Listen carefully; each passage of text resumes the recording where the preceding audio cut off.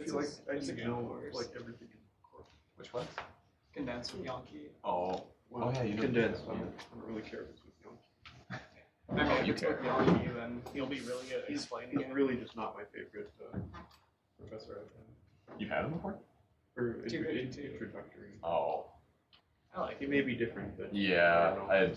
I don't think that he could run a lecture anywhere like it would just be a completely different No, thing it from how he was did condensed in like a math lecture. Like that just literally would not be functional in math lecture. Well, mainly I just hated his tests because they were like 10-question multiple choice, right or wrong tests. And Oh, I hate yeah, those. no, for us it was like explain this by word. Like Oh, okay. Before I get too excited and forget, this is least useful. This last handout is kind of obsolete, but I will refer to it when we meet next Wednesday. So we'll just bulk. Getting all sorts of printouts. Yeah. Landon, how's your new computer? New computer? Well, I mean, I mean it's only like 7 years old, 8 years old now. Mine still has your beat. Mine's like 9. Yeah, well yeah, but you don't use that one anymore. no, he uses it for gaming with the Yeah, I red tried dye. to use it for gaming and I failed because I can't figure out how to do anything on there now. You can't even format the partition. Did you boot Windows back? What you can, you know what you could do? I could give you my flash drive. You could boot up into Linux and just wipe the whole thing. And then just put Linux on it and it'll work fine. Well, he wants to. I have Linux on there and it doesn't work fine. You can't play games on They can. So real who games. we are and what are we doing? We want to model everything in the universe and predict observables that can come out from experiment. We believe in Schrödinger equation and want to apply it to everything. No, you don't? What? No, sorry. I thought we believe in Schrödinger equation and Alice was showing. You're in the wrong class. But we did realize that if you apply it to molecules, there will be too many independent degrees of freedom. That is not possible for today's computers. So what we did, we formulated Hamiltonian, which you may look over once again in this little pathetic homework that I distributed. Do not spend more than 20 minutes. Just right, if it is 20 minutes, I'm tired. Then we formulated, based on this Hamiltonian molecular Schrödinger equation, and realized that we need to split it on several parts. So what are the parts? Electrons and nuclei, and later we will do further simplification. When we plug in summation of terms which are products of electronic and nuclear wave parts into the big molecular Schrödinger equation, we got something where electronic orbitals can be excluded from everywhere, and then it converts, if you drop non-adiabatic terms, converts into Schrödinger equation for what?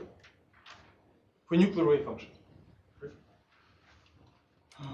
And then I was noticing that when there were many equations, no one was taking notes. When I was writing one equation per slide, Alice was taking a note. So, definition of non-adiabatic cup. I will adjust teaching style probably. Only one equation per slide, and then maybe it is it finds path to your brains and hearts. Here is not my achievement, it's achievement of London, who told that nuclear wave function converts into delta function, and then we come into the idea of point charges, right? And then we decided that one day we need to speak about time dependence of the nuclear wave function, and here we come for the plan for today. This is time-dependent Schrödinger equation for nuclear wave function. We know that we are going to reduce it to delta function, or we are going to track only center of this distribution, and we want to believe in another approximation that all nuclear wave functions are centralized around the actual position of nucleus. So there are not too many entangled superposition and Schrödinger cats in molecular world. You know, Schrödinger cat is when a thing can stay in two different places at the same time. The best thing about this part of quantum theory I've found on the website of anecdotes. If you are in a context of this Schrödinger and quantum function, at the time when you dress right sock, another one immediately becomes the left one. So it is a summary of quantum entanglement principle.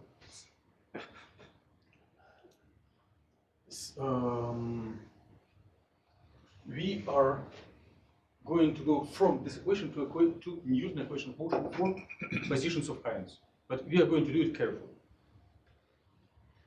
If you believe in Newton's equation of motion for ions, then you can just lean back and relax. I will not tell anything new in addition to this. If you believe that once upon a time you need to write a comparative research paper and put some equations in support of this idea, you may follow and make some records, or you may not. This is not the most important meeting. So it is just for continuity of the material presentation. And we also rely on the concept of potential energy surface, which is energy of the system as function of elongations and contractions of interatomic distances that comes from nuclear repulsion and polarization electrostatic of electronic clouds adjusting to positions of ions. Some people, I just looked into Wikipedia, call this simple equation electrostatic theorem. I felt that it is based on Feynman theory, but they're simple guys. We just know from intuitive understanding. Positive ions, negative electrons, the resulting force is like adding them together will be something small.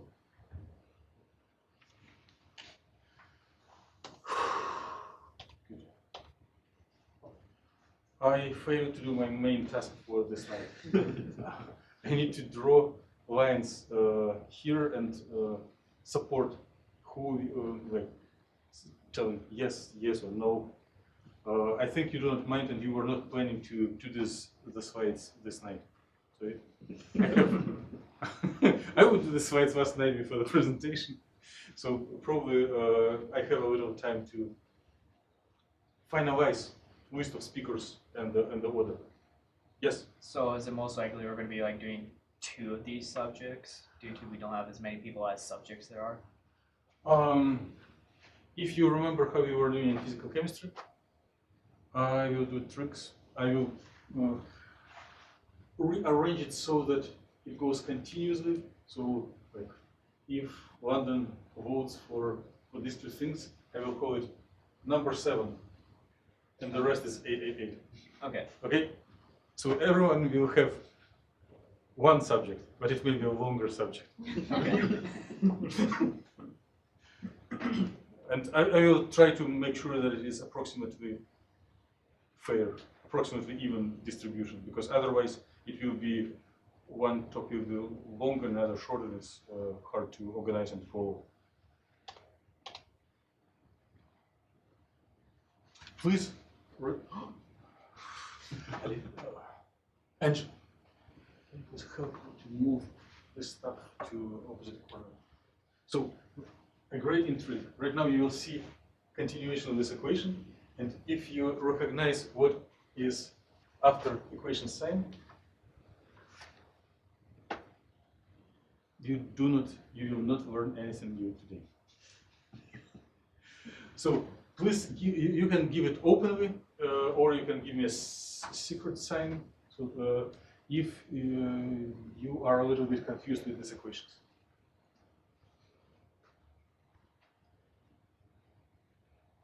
Okay, thank you.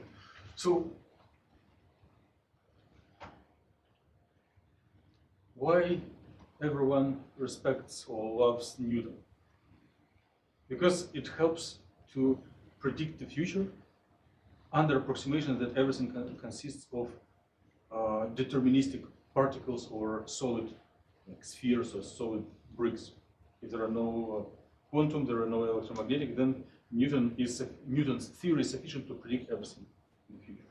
Right now, we are coming to the aspect of life or aspect of chemical life where Newton will be very helpful. So if after some approximations we start to believe again that each nuclei is a point particle,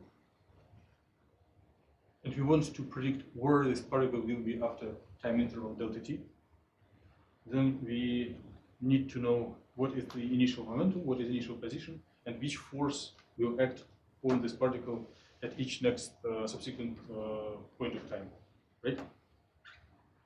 This doesn't surprise you. Okay. And then you can take acceleration, right? Integrate it twice and see how the position in space will be incremented. So it's standard type of Newton's equation function. There is another one which may not always relate to the name of Newton, but it is the same idea. Instead of following only the position and having second derivative in the equation, one can follow simultaneously the position and momentum, which is harder. But on the other side, one will follow only first derivative, which is easier. So it's balanced. And it is same idea. If you want to predict where this single ion system of point ions, point charge ions will move, so this angular brackets tell to everyone who looks at our equations that we are so educated, that we know that in fact nuclei are quantized wave functions with distributions, but we are just taking expectation values. But in practice, it is just classical variable that we are tracking down. So, so P is not position. R is position. Once I ran out of gas and was trying to find it on the highway and stopped at the stand-alone fireworks shop. Well, they shared half a canister with me, but the gentleman who was operating, like a little in the age, he told, well, he wanted to make a joke. When you look on your panel, E doesn't mean enough. E means empty. So P doesn't mean position. So when you want to see how the position is changing in time, it depends on velocity, right? Momentum divided by mass. If you want to see how velocity, momentum changes in time, it depends on the force. So force is the reason to change the momentum, or force is the reason to change the velocity. If you don't object and agree with it, then you are certified experts in classical mechanics. You can go to physics department and get full credit.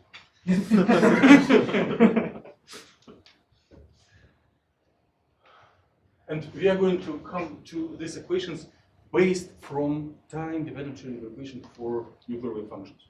And just carefully go through all paths.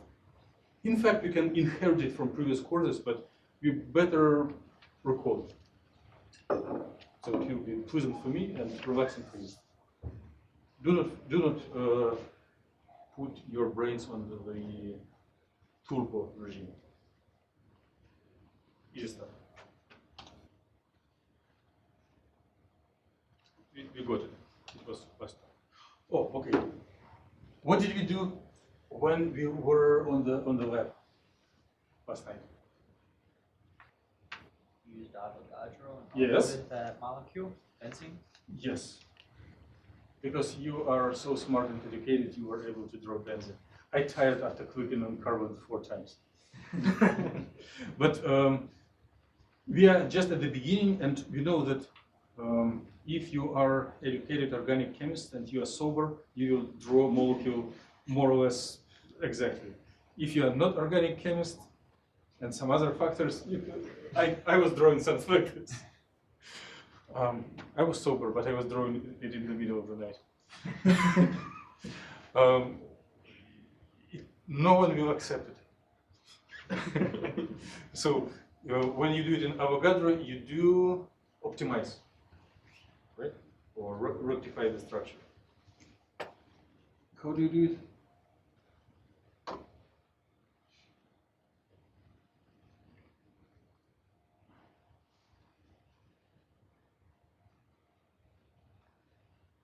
Maybe I need to stop and rerun. Right?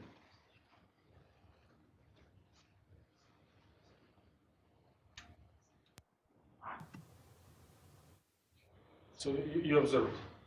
So when you, right now we are just blind users, but in a moment we will become experts.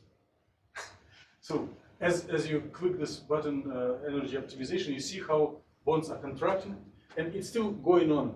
So it changes the angles and interatomic distances and dihedral angles to energy minimum, to such configuration which will not violate the eye of organic chemistry. Okay? And what does this mean? Which algorithm stays behind this procedure? Which equations are being solved?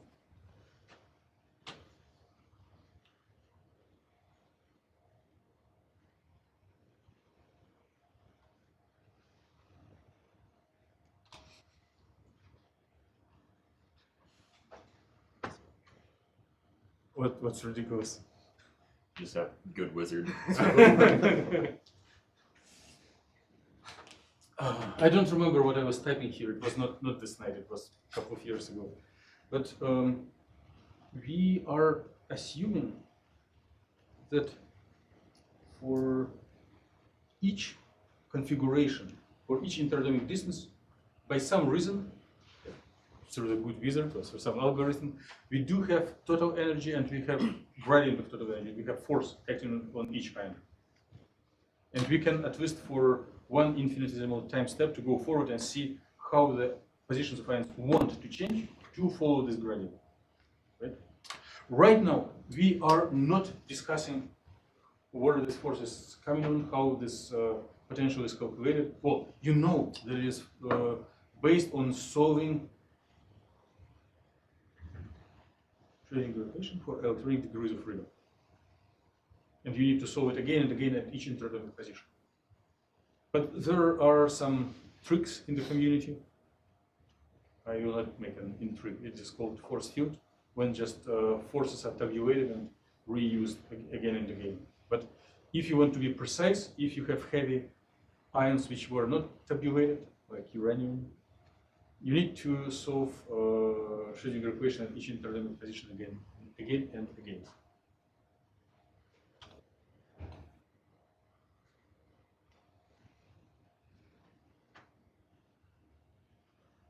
So there is, no, there is a single, but there are two aspects, two things. First, we kind of covered that we need to come up with Newton equation of motion that will help us to update positions if we do have forces. And second thing is where we take these forces, how to get this electronic structure, which I'm not going to address today. But these two things, in practical sense, are when you do optimized structure, ideally they need to loop together. You update structure, you update positions, you do electronic structure, you get new forces, you update positions, you get electronic structures, and repeat until the system becomes heavy. If you are following this algorithm, we will return to it again and again, and it is one of the main ideas, iterative cycles. And this idea will be used again and again in many aspects, not only in geometry optimization. Okay, so I would like to quickly focus once again on the achievement by London from last meeting.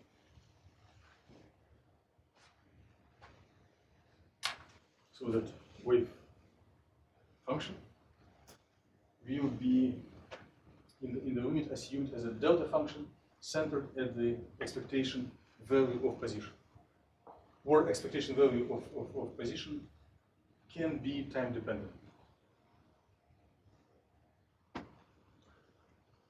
I want to make a declaration, manifestation, disclosure, announcement. The actual, there are two types of computational jobs. One is geometry optimization and another molecular dynamics. In fact, they are different. They are being done for different purposes. But they are similar in several aspects. And one of the aspects is that one needs to know the potential energy surface and forces at each point. There is a way to combine them together. For example, if you do molecular dynamics with very large damping coefficient with a friction, if you provide artificial friction, wherever atoms are moving, they will stop and do not keep inertia. Then molecular dynamics under strong friction will be to some sense equivalent to geometry optimization. Right? So if there is a force, it will go to the minimum. But as soon as there is no force, it will not continue to move according to inertia. While without friction, it will go like crazy to the minimum, away from the minimum, and again and again. So under strong friction, geometry optimization and molecular dynamics are very, very similar. It is more philosophical question to find their difference.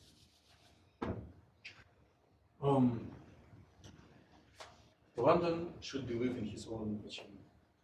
If some of you here in the class do not believe in it, we can go and try to prove, or at least to convince audience that it is possible. For example, if the potential energy surface is harmonic, which is not too far from truth if the elongation is small, then the nuclear wave functions look like eigenstates of harmonic oscillator, right? And then the width of harmonic oscillator does include the parameters of mass, frequency, and Planck constant. And if the combination of this mass and frequency and Planck for specific, if they are much bigger, or Planck constant is much smaller than them, then the width of the wave packet for Gaussian wave function for ground state of harmonic oscillator will become negligible, or at least smaller than the precision of any measurement that we can do. For heavy atoms. For light atoms like hydrogen and proton, it is not always the case. But for most of the elements, it is very legitimate approximation. There's a continuous transition from harmonic oscillator Gaussian ground state to the delta function. No one objects. Good.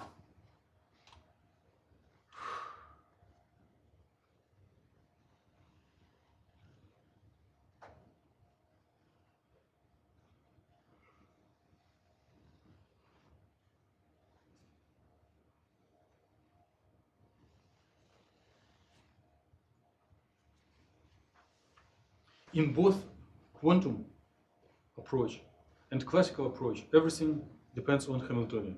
If you are talking only about nuclear degrees of freedom, we need to have an operator that serves as a Hamiltonian for these degrees of freedom. And here we, Hamiltonian always include kinetic and potential energy. For kinetic, we already closed this question. If you neglect non-adiabatic coupling, it is just normal kinetic energy. And for potential energy, it is a summation of internuclear repulsion and electron cloud polarization, which depends on electronic state. And these things together do form potential energy surface.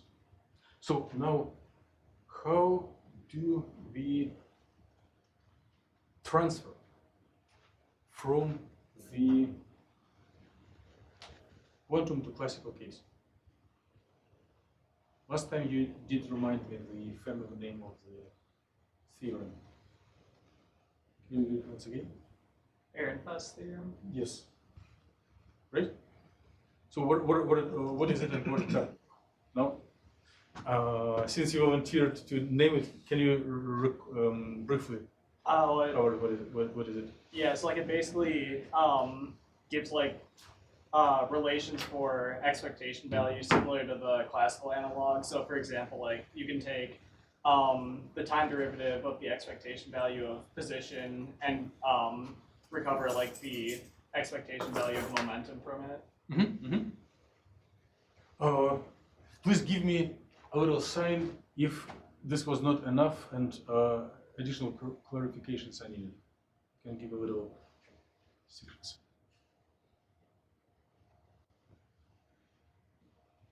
No one gives me a secret sign? You're fine with Ehrenfest theory. I don't believe you. I'm not fine with it myself. Maybe you just do not need it because of my announcement that everything what we do today is not needed for practical purposes. So, and I know, in order to attract attention, I need to provide one equation per slide. Here there are about 6, so forget about it. So, if you were taking physical chemistry recently, this shouldn't be surprising to you. But if you may have heard this before, but the question is as follows. So we do have equation for distributed continuous functions, wave function of nuclei, and we need equation for expectation value of some operator. For our practical reason, it is position and moment. How do we get this equation of motion for expectation value? If you scroll back to fundamental principles of quantum theory, you typically solve in a blind way. You solve Schrödinger equation, you find wave functions at any position and time point, and then you do integration along the position to find expectation value, which is correct, but not always efficient. If we need expectation value, wave function includes all possible observables. But if you need just couple, why don't we reformulate equations only for these observables? Right? So one can convert time-dependent Schrödinger equation into equations for such observables. Right?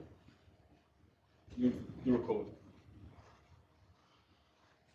So if you have this wave function, you have definition of observable and we apply time derivative, and then we open it by differentiation of a product. You see that includes differentiation of left wave function, right wave function, and operator itself that we can draw. But the differentiation of the either left or right wave function is nothing but acting on Hamiltonian operator on this wave function, right? And when you plug it in, you see that your operator, this stuff, is replaced by this stuff. This stuff is replaced by this one. And it looks almost the same, with the only difference that operator, which for us will be positional moment, and Hamiltonian are in a different order. So, which is equation of motion by Heisenberg for any operator. And if we plug here position and here our Hamiltonian for nuclei, we will see how the position and momentum will evolve in time.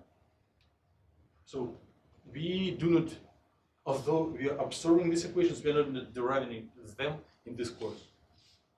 They were derived and discussed 50 years ago, 50 years before first computer program for electronic structure was set up. It is very basic information. But now it gives us a way how to go from wave functions to point charges, to propagation of point charges in time. I have a quick question. Yes, please. That last slide. What like differentiates the difference between like the left and the right? How are they different in any way? I was expecting the question. And Because like my problem with it is like why doesn't that just equal 0 consistently? If you're what is not equal to 0? HA minus AH.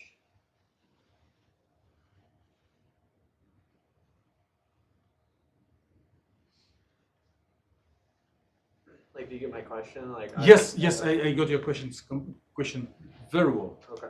And I have an idea how to answer it. I'm just finding the best way and quickest. So first, I need to refer back to PChem course where you were representing each operator as a matrix. And if you just make a numerical experiment of multiplying two matrices in one order and another one and subtract, it will be not equal to 0 for many matrices. Okay. Yeah, Okay. I do remember that. Yes. It means that operators or matrices do not commute. Sufficient? Yep.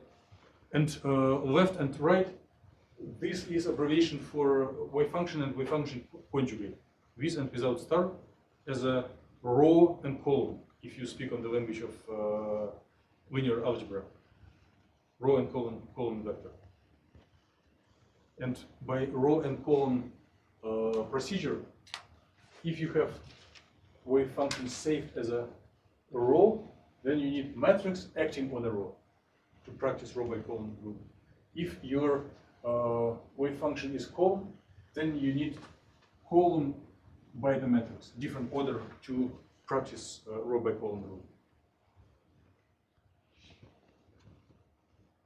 In some sense, we can say that here Hamiltonian acts from left to the right, here from right to the left. But it's only symbolic. Okay. Thank you. So, do not stop relaxing. It's only illustration. What is the simplest Hamiltonian? Free space. Yes, which is kinetic energy. And if I'm so lazy that I set up mass equal 1, well, all constants are 1. So, and for example, I want to focus on the Angela, may I ask for help? Move this panel down to this point. So, if I do want to follow the time evolution of the position of R, dt, this is not V, this is my T, pardon my calligraphy. And it should be constants I h bar. Is it in numerator or denominator? H bar is in the denominator. Okay. Plus or minus? Okay. I don't know. So we need to put Hamiltonian and position, both operators. But if we set up Hamiltonian p squared over 2m, but we can forget about 2m, just p squared. M can be tracked down later. Then we need to check that the operators of p, second power, and r, first power, you just need to open this bracket. So this rectangular bracket is this stuff minus this. So this was p squared ppr minus rpp.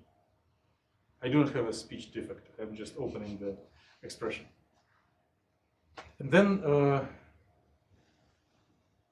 referring back to a very, very relevant question by Austin. Like, how do you know that certain two things are not zero?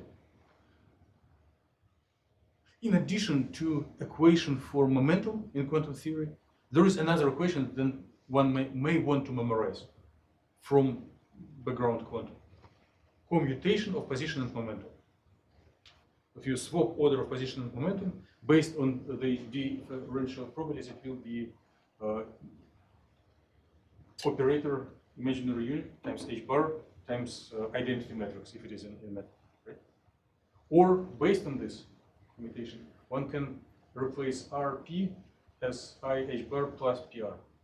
So we are going to plug this into here and then practice it once again and recast this line in such way that we will have momentum and position in the same order in each term, wherever it is possible. So through application of basic commutation rule, here, once and second time, we will see that it will be ppr from here, another ppr from there, but as a price for swapping order of operators, you have this minus 2i h bar p. And this commutation operation converts, it gives us momentum operator. So originally we started to look at the time evolution of position, and at the end we got the expectation value of momentum. And if you want to be rigorous and meticulous, we will put divide by 2m somewhere, which is very hard to fit into the screen with my not precise hand. Okay, so you see the first of these equations of motion that we need. Time evolution of position depends on momentum, and it goes along with your intuitive understanding. You do not need to be in computational chemistry class or in physical chemistry or even in physics. You know that if an object has non-zero momentum, if it moves, intuitively it means its position is changing, nothing else.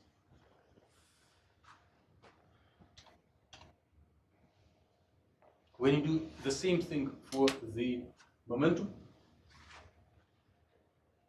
one will find that the result through these commutations will include gradient of the potential in respect to position, which is force. It is another thing that one can, well, I do not request you to memorize anything. I do not count on my own memory and do not want you to count on your own. But if you were ever taking or plan to take introductory physics, it's also one of the things that one can memorize from there. That derivative of energy, potential energy, gives force with minus sign. And some people, if they want to look smart, they call it gradient. So gradient of potential energy minus gradient of potential energy is force. And here we are coming that change in time of expectation value of momentum is this thing. I didn't complete the equation here, but it should be a little later. Good. You see the word force? If you see it, you can skip whatever is above. Convincing, right? So, and it comes from carefully plugging in this commutation thing.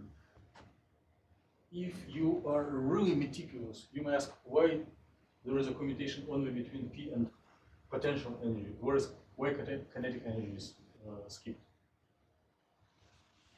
Because kinetic energy consists only of momentum, and momentum with momentum commutes.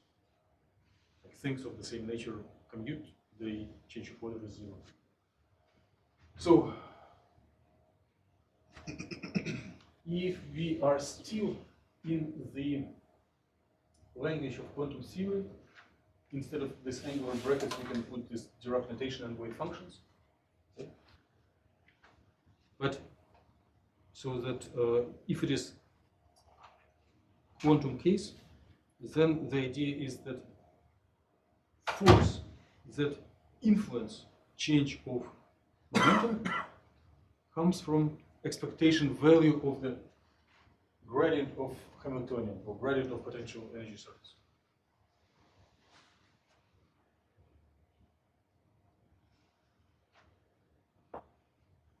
Expectation value of gradient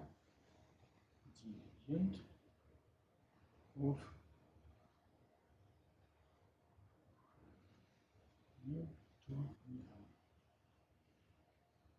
gives force to change momentum.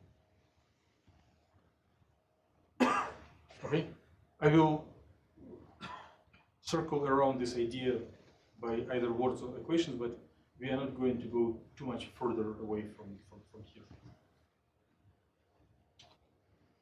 So, and now we have set of two closed equations.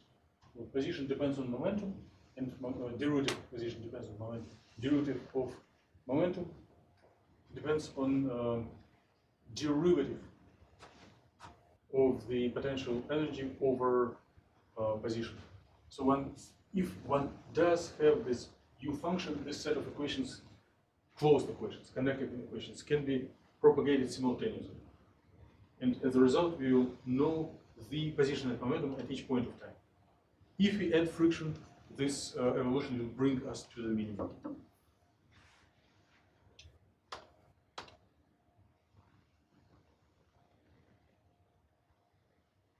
What do you mean I cannot ask you, what do I mean propagating time? So if we numerically solve this equation, it means we are going forward from value of this expectation values at time t to the value at time t plus delta t. Just make one step forward and then another step forward. So stepwise propagation in time.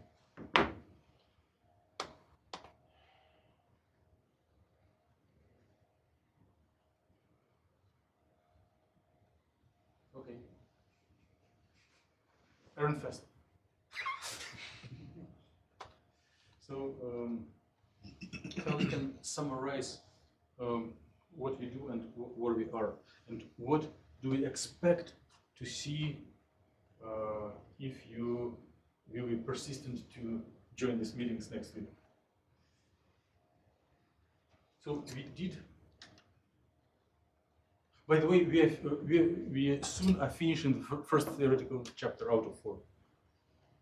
There are a total of 4 chapters. So first is this senseless background information. Second will be a way to solve electronic structure theory for many electron wave function by finding a way to project it on many one-electron functions. In essence, in general description, and with the precise terms, it will be Hartree-Fock theory. So whatever, about 7-8 meetings for this background, then about same amount of meetings for Hartree-Fock, then another chapter for density functional theory, and then another one for excited states theories, and then we'll be done for the semester. So we are coming close to the end of the chapter, and we agreed that there are molecular Hamiltonians, there are molecular Schrödinger equations, and one do want to split electronic and nuclear degrees of freedom and write specific equations for each of them. So for electronic degrees of freedom, you put electronic kinetic energy, electronic repulsion, and electronic nuclear interaction as electronic Hamiltonian. And we will solve this equation in the next chapter. This stuff is needed. This eigen energy that parametrically depends on positions of ions is needed for nuclear part. In the nuclear part, we do have Schrödinger equation for nuclear wave function, or we can formulate it in the form of time dependent. And then we are making transition to a classical limit. In more rigorous courses, not computational chemistry, but quantum 2 or whatever, one tries to justify when this transition is allowed or not allowed. Here, we need to accept it because nothing else is possible. Just by the level of today's development of computational facilities, one cannot solve together electronic and nuclear wave function at the same time for all degrees of freedom. Some brave individuals do research on nuclear wave function, but you may have noticed that it is done for maybe 1 or 2 degrees of freedom, not for all 100 of those. For all 100 of those, it's too early for today and for next 10 or 20 years. So therefore, possible or impossible, but one goes from wave function to expectation value of position. And then by expectation value of the gradient of this electronic part and the gradient of nuclear repulsion, one is getting force that is plugged into a Newtonian equation of motion. Okay. Or this coupled set of equations of motion for position and momentum. When these equations would include additional term for friction, they would be equivalent to finding minimum to optimization. Although strict optimization is a little bit different. There is a so-called steepest descent algorithm according to gradient, and we will cover it as well. But this is the quickest thing to wrap up our mind around how we are optimized geometry. So our goal that we should be ready to accept and understand in very soon is how to practically optimize any geometry and what does it mean to optimize geometry, which things are behind it. Then, after we will get optimized geometry for our models in the practical side of the course, we will focus more on single point calculation. If all positions of all ions are nailed down and do not move, how to find electronic structure, how this electronic orbitals or overall multi-electron wave functions distributed in space and which energies eigenenergy does it provide. Do we want to see anything else? No? Yeah, it should be end of the. Yeah. I will stay here to answer any questions, but the meeting is done. I volunteer to finish the list and distribute it to you as soon as possible, but my latest deadline is Sunday night. I'll try to do it early so that you have more time. Meeting is dismissed. Have a nice Friday and following weekend. And I'll stay here to answer any questions if needed. Yeah.